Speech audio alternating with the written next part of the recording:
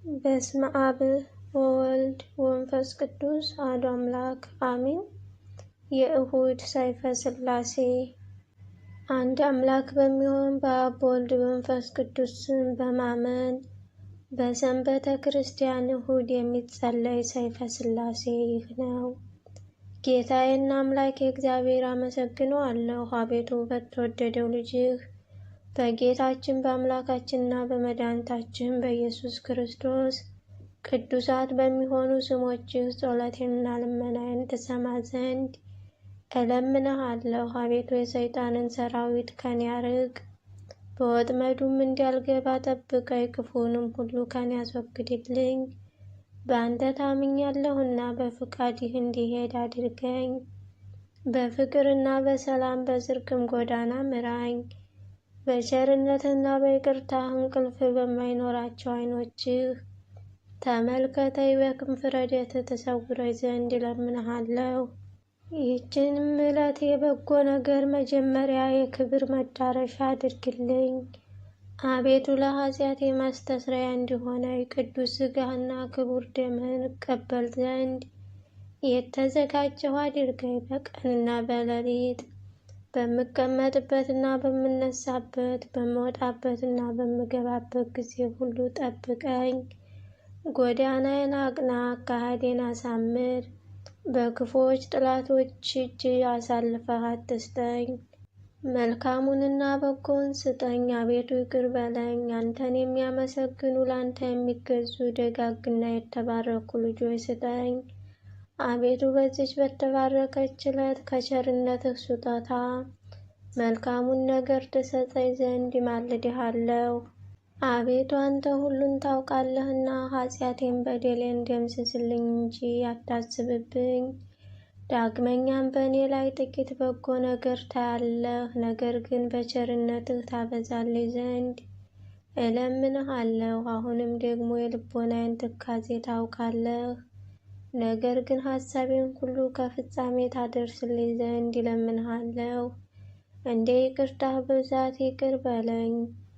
ወልደው በመልካም አስተዳደግ አሳድገው እዚህ ላደረሱኝ አባትና እናቴ አቤቱ መልካሙን ዋጋ ስጣቸው። አቤቱ ከሚያስፈራ ፍርድ አድነኝ፣ ከባለሟሎች ጋር አንድ አድርገኝ። ሁልጊዜ ስነ ምግባሬን ወይም ጸባዬን አሰማምር፣ በደሌን ይቅር በለኝ። ለሰው ልጅ ፍጥረት ሁሉ ስለ እሷ መድኃኒት የተሰጠባት ቅድስት በምትሆን ስለዚህች የትንሣኤ ዕለት ብለህ ጠብቀኝ። አቤቱ ፍቃድህን እንዳደርግና በትእዛዝህ እንድራመድ ዓይነ ልቦናዬን ታበራልኝ ዘንድ እለምንሃለሁ። ሁሉ ይቻልሃልና። አቤቱ የአባቴንና የእናቴን በደላቸውን አስተስርይላቸው፣ ክፋታቸውንም አታስብባቸው። በቸርነትህና በይቅርታህ ከገሃነመ እሳት አድነኝ። ኃይል፣ መንግሥትና ሥልጣን ያንተ ናት ለዘላለሙ አሜን። አቤቱ የስምህን አዳራሽ ለደህንነትና ለሕይወት፣ ለደስታና ለሰላም፣ ለጸጋና ለክብር፣ ለሽልማትና ለባለጸግነት፣ ለሰው ልጅ ፍቅር የተዘጋጀ አድርግ። አቤቱ ስለ ኃጢአቴ ብዛት የተዘጋ እንኳ ሆኖ ቢገኝ የቸርነትህን ደጃፍ ክፈትልኝ። አቤቱ ስለ በደሌ የተከፈተውን የመዓት በር ዝጋልኝ። የለመነ ይወስዳል፣ የፈለገም ያገኛል። በር ላንኳኳ ይከፈትለታልና። አቤቱ ይቅርታህን እሻለሁ። ወደ ጌትነትህ አዳራሽ ይገባ ዘንድ የቸርነትህን በር አንኳኳለሁና አቤቱ ክፈትልኝ። ቸርነትህ ባስቆጣም እንኳ በዓይነ ምሕረትህ ተመልከተኝ። ምሕረት የተመላች ቀኝህም ትዳሰኝ። አቤቱ የመዓት ጽዋ በላይ አታፍስ። ለጥፋት የተዘጋጀ የኃጥአን በትር በእኔ ላይ አታንሳ። በጽድቅህ ገስጸኝ፣ በቸርነትህ ጎብኘኝ እንጂ እስከ ዘላለሙ አሜን። አቤቱ የጽድቅ መገኛ ሆይ ካንተ ዘንድ ጽድቅን እሻለሁ። አቤቱ የትዕግስት መዝገብ ሆይ ትዕግስትህን ታድለ ዘንድ እሻለሁ። አቤቱ የጥበብ መገኛ ሆይ ካንተ ዘንድ ጥበብን እፈልጋለሁ። የማይጨበጥ ነበልባላዊ አንደበት፣ መለኮታዊ ፀሐይ ልዩ ሶስት የምትሆን አብ ወልድ መንፈስ ቅዱስ ሆይ እነሆ ቅድመ ዓለም አኗኗርህ አይመረመርም። የጥበብ መሰረቷ የምህረት አባቷ ሀገረ ሕይወት ከተማህም የመድኃኒት ከተማ ነው። የእውነት መገኛ፣ የአእምሮ መፍለቂያ፣ የንጽህና አዳራሽ፣ የደስታ መፍሰሻ፣ የጽድቅ አቀነባባሪዋ የኢየሩሳሌም ሙሽራ ገነትን ያበጃጀሃት መንግሥተ ሰማያትን ያዘጋጀህ ሆይ ነገህ ጽባህም የምትባል አንተ ነህ። ምስጢርህ ከሰውና ከመላእክት ከማንኛውም ፍጥረት ሁሉ የተሰወረ ነው። አቤቱ ብትችል እንጂ የማይችሉህ፣ ብትፈጥር እንጂ የማይፈጥሩህ፣ ብትገዛ እንጂ የማይገዙህ ነህ። ሰማይን በማይዳሰስ እና በማይታይ ረቂቅ ንፋስ በስፋት ፈጠረሃት። ምድር በሰፊ ባህር ላይ በትእዛዝህ ፈጥረህ አጽናሃት። ጸጋን የምትሰጥ ስሁል ሰይፈ ሥላሴ ብርሃናዊ ድንኳንህን በላዩ ላይ የኮከብ ነጸብራቅ የሚንቦገቦግበት በረጅም የእሳት ድንኳን ተራራ ጫፍ ላይ የተተከለ ነው። መንበርህም በውስጡ የመባረክት አሶችና የነጎድጓድ አንበሪዎች የሚመላለሱበት እንዲሁም የቸርነትህ ሜሮን ከሱ የሚፈስበት በነጭ ዕንቁ የተሰራና የታነጸ ነው። ሰረገሎችህ ክሩቤል ባለ 6 ክንፍና 4 ገጽ ያላቸው ከእግር እስከ ራሳቸው በዓይን የተሞሉ ናቸው። ከግርማህ የተነሳ ፍርሃት ልጓማቸው፣ ረአዲም ልባባቸው፣ ምስጋናህም ምግባቸው፣ ውዳሴ መጠጣቸው፣ ጌትነትህ ማድነቅ ሲሳያቸው ነው። ለኪደት እግራቸው የተወሰነ ሜዳ ለራሳቸው መጠጊያ ወይም ደገፍ የለውም። የመለኮት የሰረገላነት መሰላል ያመጥቃቸዋልና። ነፍስና ሥጋን የምትገዛ ልዩ ሶስት የምትሆን ጌታዬና ንጉሴ አምላኬና ፈጣሪ ሆይ ለአዳራሽህ መብራት ለመመላለሻህ ፀሐይ አትፈልግም። አቤቱ ማረኝ፣ ይቅር በለኝ። መዛል ወይም መድከም ሳይኖርባት ለዘላለም ለምትኖር እጅህ በአርአያህና በምሳሌ በመፈጠር ችሎታ ፈጥረኸኛልና። የአማልክቶች አምላክ፣ የገዢዎች ገዥ፣ የንጉሶችም ንጉሥ አምላኬ ሆይ ትዕግስት ልማድህ ነው። ይቅርታና የቸርነት ጠል ከቤትህ ይዘንባል።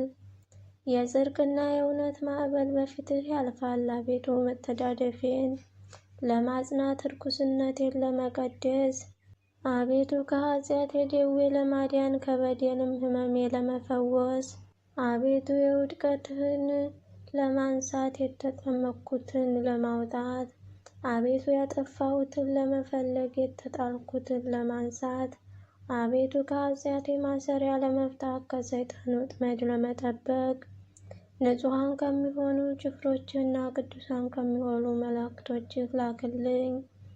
አቤቱ ከአንደበታቸው የእሳት ብልጭልጭታ የሚብለጨለጭ ከከናፍራቸው የምስጋና ጉም የሚተን የሚጠስ ከአፋቸው ምስጋና እንደ ክረምት ጎርፍ የሚጎርፍ ፍጹማን አመስጋኞችና አገልጋዮችህ ወገን ከሆኑ ሁሉ ሁልጊዜ ላክልኝ። ግርማህ እጅግ አስፈሪ ነው። አንተ የብሩካን ጻድቃን አክሊልና አሸናፊዎች ለሚሆኑ የሰማዕታት የራስ ወርቅ ነህና። አምልኮትህ ወይም አንተን ማምለክ ያዘኑትን ያስደስታል። ለሩቆች ሰላም ለቅርቦች ደህንነት ነውና። ልዩ ሶስት አብ ወልድ መንፈስ ቅዱስ ሆይ የዲያብሎስ እሾህ ከሥጋና ከነፍሴ ላይ ነቅለህ ጣልልኝ።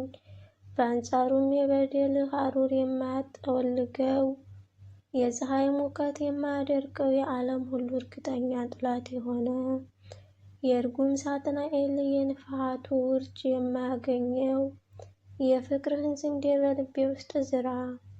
ነፍስና ሥጋዬን የምትገዛ ልዩ ሶስት ሆይ በየወራቶቹና በየዘመናቱ ሁሉ የንጽህና መጎናጸፊያ አልብሰኝ፣ የቅድስናንም ዝናር አስታጥቀኝ። ለሕይወትና ለመድኃኒት የሚሆን የአሸናፊነት ራስ ወርቅ አገዳጀኝ። አቤቱ ሰውን ወዳጅ ሆይ በቸርነት እፈትል፣ በትህትና የይቅርታህን ዕንቁ ጌጥ አስጌጠኝ። አቤቱ እሳታዊ አንደበት መለኮታዊ ፀሐይ፣ መሐሪና ጻድቅ ቅዱስ አብ ሆይ በጽድቅህ አድቀኝ። የተቀደደውን ክርስቲያናዊነቴን በልጅህ በአማኑኤል በቅዱስ ሥጋውና በክቡር ደሙ መርፌ ጥቀምልኝ ወይም ስፋልኝ። አቤቱ ወልድ ዋሕድ ሆይ ከሚያስጨንቁኝ ኃጢአተኞችና ከሚከቡኝ ጠላቶቼ እንደ ዓይን ብሌን ጠብቀኝ። በክንፍ ረድኤትህ ሰውረኝ። ያዘኑትን የምታረጋጋ፣ ተስፋ ላጡት ተስፋ የምትሆን መንፈስ ቅዱስ ሆይ መቅሰፍትህን ከኔ አርቅ። ከክንድህ ጽናት የተነሳ እኔ ባሪያህን ጸድቄአለሁና። ዳግመኛም የመድህን ሙሽራ በምትሆን በዚች በቅድስት ቤተ ክርስቲያን እማጸናለሁ። አሁንም ከሰማይ በወረደ በዚህ የቁርባን ኅብስት ላይና ጥበብ የአብ ልጅ የሚሆን ጌታችን ኢየሱስ ክርስቶስ በዚያም መከራ በተቀበለባት ዕለት ከጎኑ በፈሰሰው በዚያ ጽዋ መድኃኒት ላይ ረበህ ስላከበረው እማጸናለሁ። አምላክን በወለደች የቁርባን የወርቅ ሙዳይ በምትሆን በእግዝእትነ ማርያም ጸሎት እማጸናለሁ። ብሩክ አብ ሆይ በሊቀ መላእክት ቅዱስ ሚካኤል ልመና ረዳት ሁነኝ እንጂ አትጣለኝ። ወልድ ዋሕድ ሆይ የምስራች አብሳሪ በሚሆን በቅዱስ ገብርኤል አማላጅነት ረዳት ሁነኝ እንጂ አትጣለኝ። ቅዱስ መንፈስ ጰራቅሊጦስ ሆይ በአቃቤ ኮኸት ቅዱስ ሩፋኤል ልመና ረዳት ሁነኝ እንጂ አትጣለኝ። ጠላቶቼ ሁሉ እንዳይከቡኝ እንደ ዓይን ብሌን ጠብቀኝ። ለመክበብ ቢሞክሩ በቅጽበት በፊቴና በኋላ ፈጥነው ይውደቁ። ፈጣሪ ኢየሱስ ክርስቶስ ሆይ በስምህ እታመናለሁ። አድነኝ በሚሆን ቃልህና ታርዶ ተወራርዶ በማያልቅ ሥጋው ተቀድቶ በማይደርቅ ክቡር ደምህ አምናለሁ። ልዩ ሦስት አብ ወልድ መንፈስ ቅዱስ ሆይ ነፍስና ሥጋዬን ቤተሰቤንና ከብቶችን፣ ንብረቶችን፣ ሠራተኞችን፣ ባለቤቴና ልጆችን የኔ የሆነውን ሁሉ በእናንተ አደራ አስጠብቃለሁ። ቸርነትህና ይቅርታህ የበዛ ሆይ ከዕለት እኪት አድነን፣ ከጥፋትም ሁሉ ጠብቀን። አንተ የበጎ ነገር ሁሉ መገኛ መዝገብ ነህና ለአንተ በፍጥረት ሁሉ አንደበት ፍጹም ምስጋና ይገባል።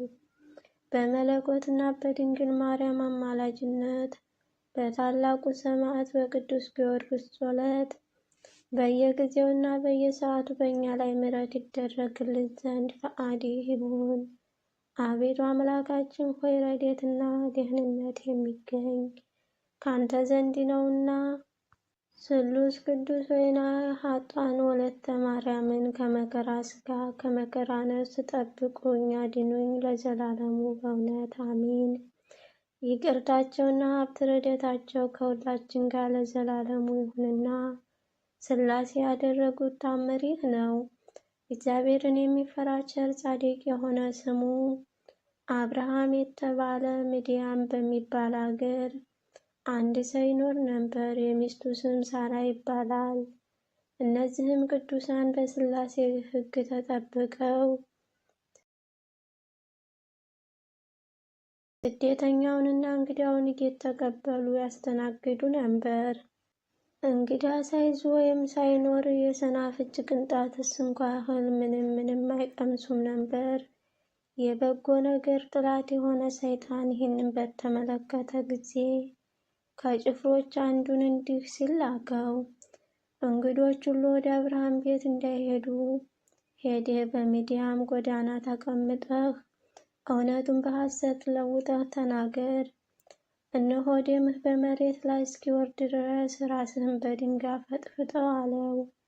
ሰይጣኑም ይህንን ትእዛዝ ከተቀበለ በኋላ ወደ ምድያም ወረደና ደሙ በምድር እስኪፈስ ድረስ ራሱን በድንጋይ ገምሶ በጎዳና ዳር ተቀመጠ። በጎዳና የሚያልፉ መንገደኞችም ወደ እሱ በደረሱ ጊዜ እናንተ መንገደኞች ከወዴት መጥታችኋል? ወዴትስ ትሄዳላችሁ? ሲል ጠየቃቸው። መንገደኞቹ እኛስ ወደ ደገኛው ወደ አብርሃም ቤት እንሄዳለን አሉት። በእውኑ አብርሃም ደግነቱ በክፋት እንዴት ተለወጠና ክፉ ሰው እንደሆነ አልሰማችሁንም? እነሆ እንግዳ ከመጥላቱ የተነሳ ደሜ ከመሬት ላይ እንደ ውሃ እስኪፈስ ድረስ የፈነከተኝን ራሴን መታችሁ ተመልከቱ። ይልቁንስ በእኔ የደረሰ እንዳይደርስባችሁ አትሂዱ አላቸው። እንግዶች የሚያቸርና መልካም ሰው የነበረ አብርሃም ምን ነክቶት ክፉ ሰው ልሁን ቻለ በማለት እርስ በራሳቸው ተወያዩ። ይህንንም ከተባሉ በኋላ ተመልሰው ወደ ሀገራቸው ሄዱ። በዚችም ዕለት አብርሃም ከቤቱ ወጥቶ በጎዳና እንግዳ ፈልጎ አጣ። ከዛም ወደ ቤቱ ተመልሶ ገባና ምንም ሳይቀምስ ተኛ። በማግስቱም 5 ሰዎች ወደ አብርሃም ቤት ሄዱ። ያ ተንኮለኛ ሰይጣን አገኛቸውና እንደ ቀድሞ እናንተ ሰዎች ወደ የት ትሄዳላችሁ? ሲል ጠየቃቸው። እነሱም ወደ አብርሃም ቤት እንሄዳለን አሉት። ሰይጣኑም መልሶ ወንድሞቼ ሆይ አብርሃም ራሴን ፈንክቶ ከመሃል ራሴ የሚወርደውን ደሜን ተመልከቱ አላቸው። እነሆ አሁንም እንደኔ እንዳትሆኑ በሰላም ወደ ሀገራችሁ ተመለሱ አላቸው። ከዛም በኋላ እነዚያ እንግዶች እርስ በራሳቸው አብርሃም ከሚገድለን ወደ ሀገራችን ብንመለስ ይሻላል ተባባሉ። ዳግመኛም እንደ ልማዱ አብርሃም ወደ ጎዳና ወጥቶ ፀሐይ እስኪጠልቅ ድረስ ሲጠብቅ ውሎ ምንም እንግዳ ሳያገኝ ቀረ። ከዛም ወደ ቤት ተመልሶ ምንም ሳይቀምስ ተኝቶ አደረ። በሦስተኛው ቀን አጋዕዝተ ዓለም ሥላሴ የአብርሃምን የልቡን ቆራጥነትና የሰይጣንን ተንኮል ተመልክተው ወደ አብርሃም ቤት ሄዱ። በዚያ ጊዜ የሰይጣን ምክሩ ሁሉ ተሻረ። ይዘውም ወደ መጨረሻይቱ ሲኦል ረግረግ ጣሉት። እኒህ ሥላሴም በእንግዳ ደንብ በአብርሃም በቤቱ ደጃፍ ተቀመጡ። አብርሃምን በደጁ እንደተቀመጡ በተመለከተ ጊዜ ወደ ቤቱ ሮጦ ገብቶ ለሚስቱ እንዲህ ሲል ነገራት።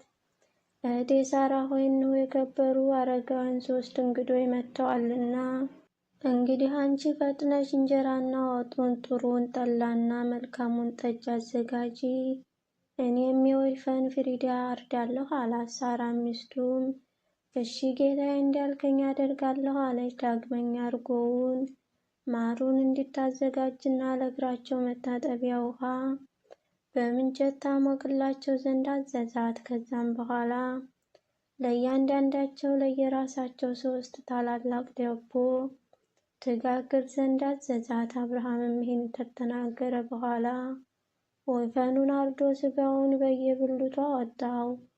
ከዛም የታረደውን የወይፈን ስጋ በትከሻው ተሸክሞ ወደ ቤቱ ይዞ ከገባ በኋላ ለሚስቱ ሰጣትና እኔ እግራቸውን እስካጥብ ድረስ ይህንን ስጋ ቅባቱን በዛ አድርገሽ በጨውና በቅመም አጣፍጠሽ ስሪው አላት። እሷም እሺ በጅ አለችው።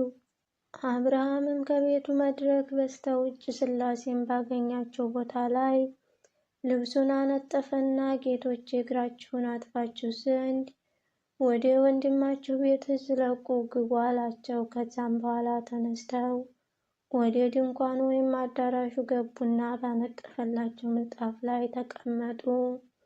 በዚያ ጊዜ የአብን እግር ማጠብ ጀመረና አብን ካጠበ በኋላ ወልድና መንፈስ ቅዱስ ታጥበው አገኛቸው። ያለመለየት አንድ ናቸውና በዚህ ጊዜ ማዕዱን በገበታ ሰርቶ ወይኑንም በማድጋ ቀድቶ አቀረበላቸው። እስኪጠግቡ ድረስ በሉ ጠጡ። ማዕዱ ከተነሳ በኋላ ለእንግዶች ራት የታረደውን ወይፈን በቤቱ በራፍ ፊት ለፊት ከውጭ በኩል ቁሞ አየው። አብርሃምም ይህንን ወይፈን ባየ ጊዜ ፈጽሞ ፈራ፣ ተንቀጠቀጠ። በዚህ ጊዜ ሥላሴ አብርሃም ሆይ ሰይጣን እንደቀናብህ ጠንቅቀህ እወቅ። እንግዳ በመጣልህ ጊዜ በብሩህ ልቦናና በንቁ ሕሊና ሆነህ ተቀበለው። ነገር ግን እንግዳ ካልመጣ ራትህን በየጊዜው ብላ፣ መጠጥህንም ጠጣ እንጂ ጦምህን አትድር አሉት። ይህንንም ተናግረው እኒህ በአምሳልና በህልው ትክክል የሆኑ ሥላሴ ወደ ሰማይ አረጉ። ይህም ሁሉ የሆነው ሐምሌ 7 ቀን በዋለበት ዕለት በቅድስት ሰንበተ ክርስቲያን በዕለተ እሁድ ነው። የሚዲያም ሰዎችም ስለዚህ ለምግብ ከተዘጋጀ በኋላ ሥላሴ ስላስነሱት ወይፈን እንዲሁም በሥላሴ ዘንድ በተደረጉት ድንቅ ድንቅ ሥራዎች ሁሉ ፈጽመው ተደነቁ። ይቅርታቸውና ሀብት ረድኤታቸው ከሁላችን ላይ ይኖር ለዘላለሙ አሜን።